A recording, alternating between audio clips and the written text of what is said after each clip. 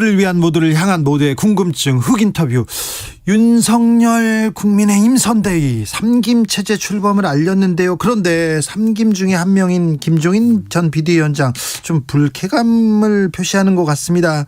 오늘 나는 일상으로 돌아간다, 정치에게는 더 하지 말라, 이런 발언 내놨습니다. 어떻게 윤석열 후보 측에서는 반응하는지, 윤석열 선대위 내부 분위기 어떻게 돌아가는지도 물어보겠습니다. 국민의힘 선대위 총괄 본부장 거론되고 있습니다. 권영세 국민의힘 의원 모셨습니다. 어서 오십시오. 예, 안녕하십니까. 권영세입니다. 네. 예, 근데 제가 문제는 뭐 이 내부에 속 깊은 얘기를 드릴 건 별로 없고. 아니, 제일 잘 아시는 분이 그러시면 안 되죠. 일반적인 얘기를 제가 드리겠습니다. 아니, 경선 때 무슨 참여한 것도 아니고. 알겠습니다. 지금 인선에 깊이 관여하는 것도 아니니까. 그렇습니다. 조금 실망스러울 수도 있겠네요. 아닌데요. 제가 가장 깊이 아는다고 해서 저희가 특별히 모셨습니다. 자, 권영세 의원님. 김종인 전 비대위원장 그러면 어떻게 되는 겁니까? 오십니까? 글쎄요, 아까도 말씀하셨듯이 뭐 이제 좀 어저께 발표가 두 분만 나고 한 분은 안 났지 않습니까? 네. 그리고 오늘 뭐 일상으로 회귀하겠다, 돌아가시겠다 이렇게 얘기를 했는데, 근데 뭐 어떤 의미에서는 이분의 일상이 수십 년 정치를 하신 분이기 때문에 어떤 면에서 정치가 일상이라고 볼 수도 있겠지요. 그렇네요. 그래서 이분이 그 말인지는 몰랐네.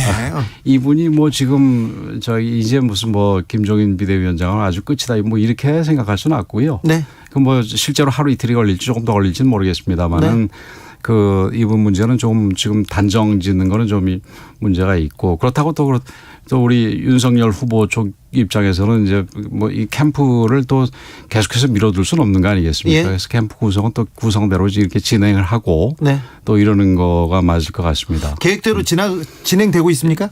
제가 내부자가 아니라서 진행되는지는 모르겠다고 제가 말씀을 드릴 수밖에 없습니다. 내부자로 모셨는데 근데 윤석열 후보가 저 김종인 전 비대위원장한테 그 양반 일 나한테 묻지 마라 이렇게 얘기했는데 예.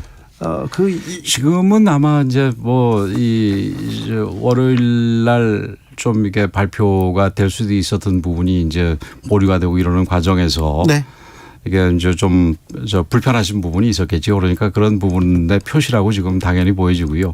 지금 그런 얘기 안 하실 것 같았으면 월요일 날 이미 발표가 됐었겠죠. 알겠습니다. 예.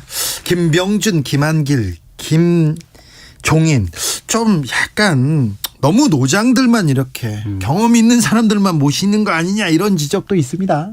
예, 물론 뭐 지금 그냥 이 상황만 놓고 보면 그렇게 지적하시는 분 있으리라고 보는데 그 지금 세 분이 끝이 아니고 지금 이제 선대위 구성하기 시작한 단계니까 앞으로 뭐 새로운 분들, 특히 우리 당이 이번에 대선 승리하기 위해서는 20, 30대, 40대 이런 또 뭐 사회적 약자 이런 분들하고 훨씬 더 우리가 소구할 수 있는 이 능력이랄까요? 그걸 길러야 된다고 생각을 하기 때문에, 그리고 후보나 후보 주변에서도 그런 부분 충분히 이해를 하고 있기 때문에 이제 그런 쪽의 인선이 이루어질 거라고 생각을 하는데, 그러니까 관련해서 제가 한 가지 더 말씀드리고 싶은 부분은 이 세 분이 그러니까 이 생물학적으로는 나이가 많으신 분들이지만 그 사실은 어떤 의미에서 젊은 분들하고 소통도 많이 하고 젊은 분들을 그 연배 중에서는 가장 잘 이해할 수 있는 분들이기 때문에 이게 나이만 가지고 이게 너무 노장 아니냐, 뭐 일부 여당에서 비판이 나옵니다만 적절한 비판은 아니라고 생각을 합니다. 지금 근데 윤석열 캠프도 그렇고요, 윤석열 선대위도 그렇고 윤석열 후보의 정치력으로 지금 생각대로 지금 꾸리고 지금 계획대로 가고 있습니까? 지금 뭐 나름대로 가고 있었던 부분은 틀림없는데 그 지금 김종인 비대위원장을 이제 총괄 선대위원장으로 모시는 부분에 있어서는 조금 이게 매끄럽지 못한 거는 뭐 다 공개돼서 알려진 사실이지요. 그래서 그런 부분도 어떤 형태로든지 간에 뭐 정리가 되지 않겠나 이렇게 생각이 됩니다. 그 나름대로 추진력도 있고 뭐 우리 사회자께서도 윤석열 총장을 오래 봐오셔서 저는 검사 때만 봤어요. 그 검사 때 이후로 그때만 보고 그다음에 안 보진 않으셨을 거 아니겠습니까? 잘 안 봅니다. 윤석열은 어떤 사람입니까? 대학교 같이 대학 다니셨죠? 예, 그렇습니다. 권영세 의원께서 선배고요. 어떤 학생이었어요? 제가 2회 선배고 그 서울대 법대에서 형사법학회라는 모임이 있었는데 제가 3학년 때 회장을 하면서 이제 1학년 회원들을 모집할 때 그 제일 먼저 제일 먼저 리크루트한 게 윤석열 지금 후보입니다. 어떤 면이 보였습니까? 저희 이 동료들하고 잘 어울리고 네. 그다음에 이 얘기를 나눠 보면은 그러니까 단순히 이제 1학년이니까 법에 대해서는 잘 모를 텐데 일반적으로 이 사회과학이랄까요? 일반적인 부분에 대해서 네. 나름대로 자기 주장을 잘 필 수도 있고 네. 좋은 친구라고 생각을 해서 그때는 이제 같이 하자 이렇게 얘기를 했지요. 권영세 의원은 먼저 검사가 됐습니다. 한참 먼저 검사가 되고 나중에 윤석열 후보도 검사가 됐습니다. 예. 검사 윤석열은 어땠어요? 검사 윤석열로서는 제가 같이 근무를 해보거나 이러지는 않았는데 네. 이제 그 뒤에 언론으로 이제 수사하는 내용을 보면 굉장히 꼼꼼하고 굉장히 집요하고 그런 아주 이 강골 검사 그리고 다 잘 아시다시피 정권에서 사실은 검찰이 정치적인 그 사건들을 굉장히 수사를 많이 하게 되지 않습니까? 네. 그런 경우에 어떤 외압 부분에 굴하지 않고 이 법대로 네. 이 정의감대로 그렇게 네. 수사하는 검사로 알려졌고 그리고 실제로 그런 것이 밑바탕이 돼서 지금 오늘의 윤석열이 있을 수 있었다 이렇게 생각을 합니다. 알겠습니다. 하나 더 물어볼게요. 네. 대학 시절에 전두환 모의 재판에서 사형 구형했다. 이게 전설처럼 지금 내려오고 있는데 그 재판 같이 하셨습니까? 그때는 제가 같이 안 했습니다. 안 했습니까? 예. 네. 근데 저도 나중에 듣고 알게 됐습니다. 나중에요. 이번 윤석열 후보는 그 전두환 전 대통령 전두환 씨 사망 이후에 어떤 입장을 내거나 어떤 생각인지요? 글쎄요, 저도 오늘 다른 일로 바쁘고 후보도 다른 데로 일정들이 계속 있어서 이렇게 다녀서 같이 얘기할 기회는 없었는데 네. 언론에 보도된 바에 의하면은 조의는 표하되 네. 조문은 가지 않는다. 조문은 가지 않는다 이런 식으로 아마 참모들하고 얘기해서 정리된 걸로 알고 있습니다. 네. 왜 그렇게 정리됐어요? 잘 모르겠습니다만은 전두환 대통령에 대해서 여당은 대통령이라고 부르는 것도 어쩔 수 없이 부른다 할 정도로 굉장히 부정적이지 않습니까? 네. 그래서 그런 부분들 전두환 전 대통령의 부정적인 부분이 아무래도 영향을 주지 않았겠나 이렇게 생각을 합니다. 네. 학생 윤석열, 검사 윤석열까지 했습니다. 정치인 윤석열 어떻게 보십니까? 지금 4개월, 5개월 됐습니다. 사실은 정치가 이게 처음 시작을 하면서 그것도 그냥 일반 평범한 정치인이 아니라 대선 후보로 바로 간다는 게 쉬운 일이 아닙니다. 그렇죠. 역사에 없던 일입니다. 예. 그리고 외부에서 그런 식의 이 길을 조금 걸었던 분들 중에서 끝까지 간 분들이 거의 없습니다. 그런데 네. 이제 배심 있게 가는 걸 보면서 이 내공은 좀 있구나 이렇게 생각을 하고 있습니다. 지금 어쨌든 우리 제1야당의 대선 후보가 되고 또 여론조사상으로도 지금 이재명 후보를 압도하는 여론조사가 많이 나오고 있지 않습니까? 그래서 그런 부분을 볼 때 여태까지의 정치인으로서의 변신은 객관적으로 얘기를 하더라도 성공적이다 이렇게 평가를 합니다. 네. 반문. 예. 네, 반민주당. 예. 이거는 확실히 알겠어요. 예. 근데 다른 정치인의 윤석열의 이 핵심은 뭘까? 이거는 좀 고민하게 됩니다. 복잡하게 무슨 정치적으로 어떤 아젠다를 들고 나오는 것보다도 사실은 큰 아젠다로서 상식, 공정, 통합 이런 부분들이 본인의 입으로도 일부 얘기한 부분도 있지만 본인의 이 말을 넘어서 행동으로 보여주는 부분이 그런 부분을 중시하지 않는가 저는 이렇게 생각을 하고 있습니다. 아직 행동으로 보여주지는 못하고 있는 것 같아요. 예를 들어서 네. 지금 어떤 사람들 인선과 관련된 부분에서도 당내에서는 불편하게 생각하는 분들도 있을지 모르겠지만 우선 김병준 비대위원장께서는 우리 당의 비대위원장도 하셨지만 원래 친노인사 아니겠습니까? 예. 반문은 틀림없이 반문이라 하더라도. 네. 그리고 어저께 그러니까 상임 선대위원장으로 발표된 김한길 대표도 우리 당에 한 번도 몸담은 적이 없고 오히려 DJ 정부에서 역할을 많이 했고 계속해서 지금 여당 쪽하고 같이 있었던 분 아니겠습니까? 그리고 지금 기억을 하시겠습니다마는 윤석열 후보가 우리 당에 들어오기 전에도 이 중도와의 외연 확장 부분에 대해서 굉장히 강조를 했습니다. 그리고 당에 들어가는 문제도 이 중도와의 외연 확장을 한 다음에 들어가든지를 판단을 해야지 지금 좀 미리 들어가는 게 뭐 적절하지 않다라는 식의 얘기도 뭐 했었지요. 그런 면을 봐가지고는 이게 좀 이렇게 이 진영으로 나눠져 가지고 우리 진영 가지고 뭘 하겠다는 것보다는 우리 사회가 찢어져 있으니까 그 자기같이 이제 신인 정치인으로서는 그 기존의 어떤 정파 싸움이라든지 정당 싸움에 물들지 않은 사람으로서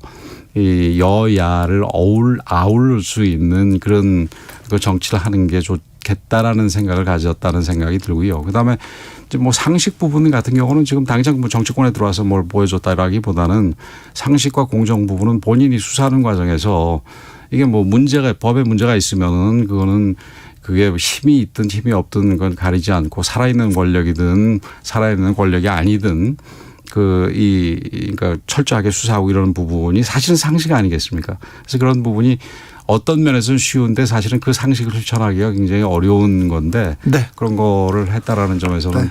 알겠습니다. 상식과 공정을 체화한다. 네. 이게 제가 너무 좀 칭찬을 많이 해주나요? 네네. 뭐 설명은 해설은 아주 좋았습니다.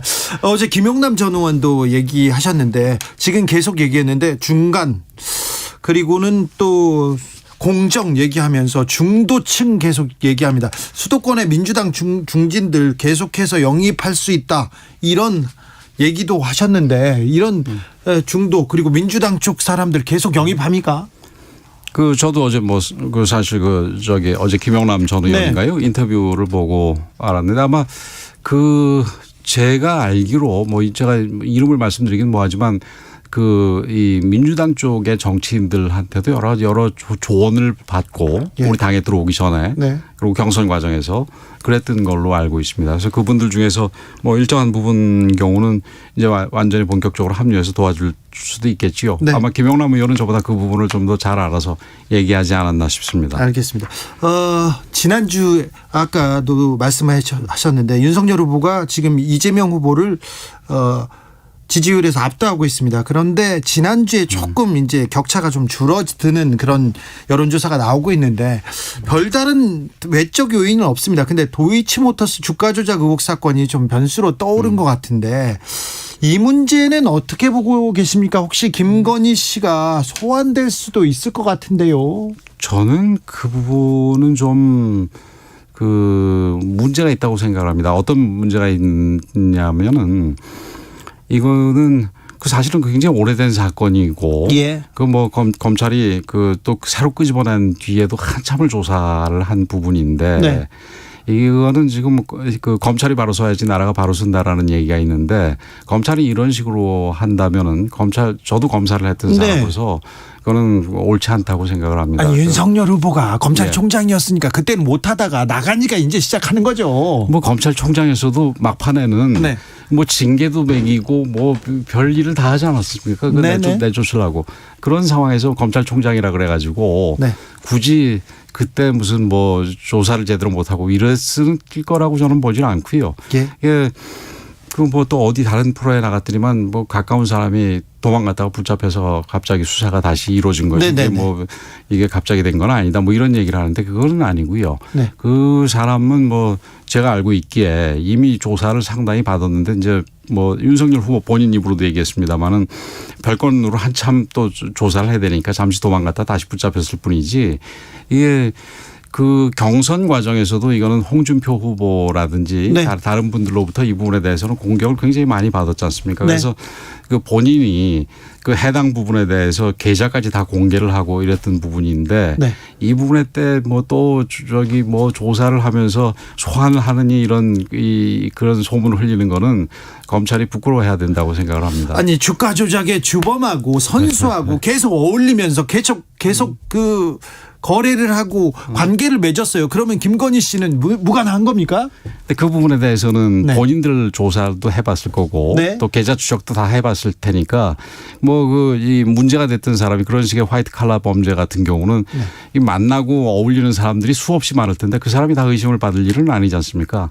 그런데 이미 김건희 씨에 대해서는 조사가 충분히 이루어져 가지고 이미 문제가 됐다면은 벌써 불러가지고 무슨 뭘 그 되든 안 되든 무슨 영장을 치느니 마느니 뭐 이런 얘기가 있었겠지요. 근데 그런 거를 못했다라는 얘기는 이거는 뭐 별게 없다는 얘기지요. 이런 부분에 대해서는 검찰이 아예 지금 끊어버리든지 그다음에 지금 끊어버릴 자신이 없으면은 네. 나중에 이 대선 이후로 미루든지 이러는 게 정답이라고 생각을 합니다. 김영민님께서 윤석열 후보 공정상식 말씀하셨는데 배우자의 허위 이력, 장모의 부정수급 문제도 있는데요.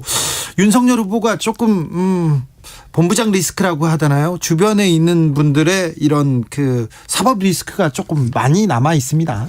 그게 실제 리스크가 있고 관제 리스크가 있다고 생각을 합니다. 예. 그래서 제가 생각을 할 때 소위 본부장의 대부분 뭐 제가 다 알고 있는 건 아닙니다만 예. 지금 지금 문제가 되고 있는 부분들은 거의 관제 리스크입니다. 이건 이 메이드 바이 관이라는 얘기죠, 리스크가. 검사들이나 관에서 만들었다고요? 그렇죠. 그렇죠. 그 이제 저도 일반적으로 얘기를 할 때 그 털고 할 건 털고 가야 된다라는 입장입니다. 그렇죠. 문제가 있으면 빨리 털어야 그렇죠. 될 거 아닙니까? 그렇죠. 우리 유권자들께서 요즘에 아주 현명하시기 때문에 이게 네. 뭐 이 과거 조국 사태에서 보듯이 뭘 감추려고 그러면은 이게 뭐 감춰지지도 않고 결국은 터지게 돼 있거든요. 그래서 정답은 털고 가야 될 부분이 있으면은 분명하게 털고 잘못한 건 사과하고 이렇게 가야 된다 이런 얘기를 했는데 저도 사실 처음에는 이 부인의 학력이라든지 이력 부분에 조금 문제가 있는 걸로 생각을 해서 논문하고 학력 이력은 좀 문제가 있잖아요. 그래서 얘기를 했는데 그것도 이제 제가 그 얘기를 한 뒤에 예. 아마 캠프에서 그 네거티브 쪽에 실무를 담당했던 친구 모양이에요. 그래서 연락이 와가지고 자료를 좀 보내줘서 보니까 본인이 억울해할 부분도 상당히 있더라고요. 예를 들면은 제가 뭐 다 기억은 못 하겠습니다만.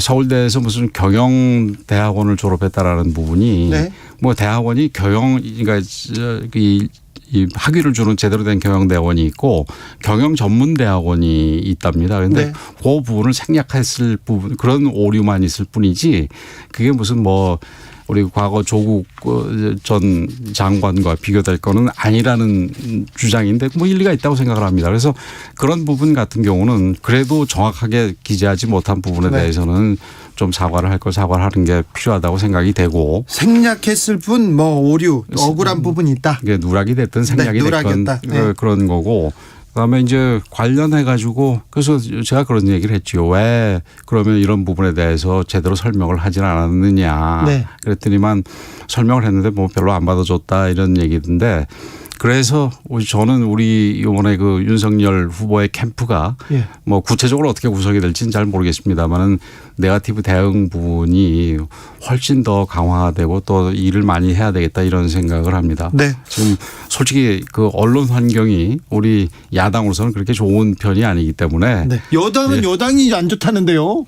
여당이 뭐 저희 이상한 얘기 하는 거죠 뭐. 아니요. 야당 뭐 보수 언론들 많이 있는데 여당에서는 대장동이 심지어는 국민의힘 게이트라고 얘기하는 사람들 아니겠습니까? 곽상도 의원은 좀 전 의원은 좀 문제가 있었지 않습니까? 뭐 곽상도 의원 한 사람이지 그게 국민의힘 게이트가 될 수 있는 건 아니지 않습니까? 네. 그죠? 근데 그럼에도 불구하고 그렇게 덮어 씌우고 아무래도 네거티브에 관해서는 여당이 훨씬 잘하지 않습니까? 지난번에 그 김대엽 사건 때도 그렇고 가까이는 오세훈 그 시장 당선될 때 뭐 생태탕인지 페라가 뭔지 얼마나 얘기가 많았습니까? 근데 뭐 실제 당선되고 나서 지금 한 몇 개월 지난 다음에 그 얘기 더 이상 됩니까? 안 되지 않습니까? 그래서 그런 부분을 보더라도 우리가 좀 더 적극적으로 대응을 해줘야 되겠다 이런 생각을 합니다. 그러면 김건희 씨는 억울한 측면이 많다. 곧 나옵니까? 뭐 그거는 이제 제가 아까도 말씀드렸듯이 제가 내부자가 아니라서 네. 모르겠습니다만은. 좀 근데 그래도 실세. 그래도 께서 왜 그러세요? 이 박원순 시장 부인과 같은 경우는 뭐 저는 아닐 거라고 보고요. 부인이 해야 될 몫은 아마 틀림없이 다 할 것이다. 네. 이렇게 생각을 합니다. 조국 전 장관 관련해서 사모펀드 가지고 계속해서 얘기가 나왔었는데 그 사모펀드와 김건희 씨의 그 펀드 주가 주식 투자 어떻게 비교하세요? 어떻게 보세요? 글쎄요. 그 부분도 제가 구체적으로 다 들여다보지는 않았지만 그 이미 그러니까 대개 이제 민주당도 사실은 대장동 부분이 경선 과정에서 드러나기 시작했던 거 아니겠습니까? 그죠? 우리 같은 경우도 모든 것들이 이제 이 경선 과정에 다 나왔는데 그 부분에 대해서는 윤석열 후보가 충분히 해명할 만큼 했다고 저는 생각을 합니다. 알겠습니다. 최근에 윤석열 후보가 건보료 폭탄론 얘기하기 시작했어요. 근데 윤석열 후보의 장모께서 건보료 편취로 구속된 적 있지 않습니까? 이 부분은 좀 앞뒤가 다르지 않습니까? 그 부분에 대해서는 아마 윤석열 후보가 결혼 전의 문제일 텐데 그렇다 하더라도 그 부분에 대해서는 좀 유감스럽게 생각을 할 겁니다. 네. 앞으로는 윤석열 후보가 정치력도 좀 보여주고 국민들한테 비전과 정책으로 승부할까요? 저는 그렇게 생각을 합니다. 네. 지금 그 민주당이 네거티브 선거로 끌고 가지 않고 이걸 정책 선거로 끌고 간다면은 이게 뭐 이 선거라는 게 항상 상대적이지 않습니까? 그래서 우리가 아무리 정책 얘기를 해도 저쪽에서 네거티브 얘기만 하면은 우리가 거기에 대응하다 보면 자연스럽게 선거판이 네거티브 선거로 흐르는데 지금 민주당만 협조를 해준다면은 이번 선거가 좀 이렇게 이 보기 좋은 선거로 갈 수도 있다 이렇게 생각을 합니다. 알겠습니다. 아무튼 윤석열 선대위에서 국민의힘에서 핵심이고 실세인데 본인은 한사코 모른다고 한 권영세 국민의힘 의원과 이야기 나눠봤습니다. 감사합니다. 예, 고맙습니다. 이 내부자가 아니라서 죄송합니다. 그 말 그만하세요. 네, 감사합니다. 예, 고맙습니다. 정치 피로, 사건 사고로 인한 피로, 고달픈 일상에서 오는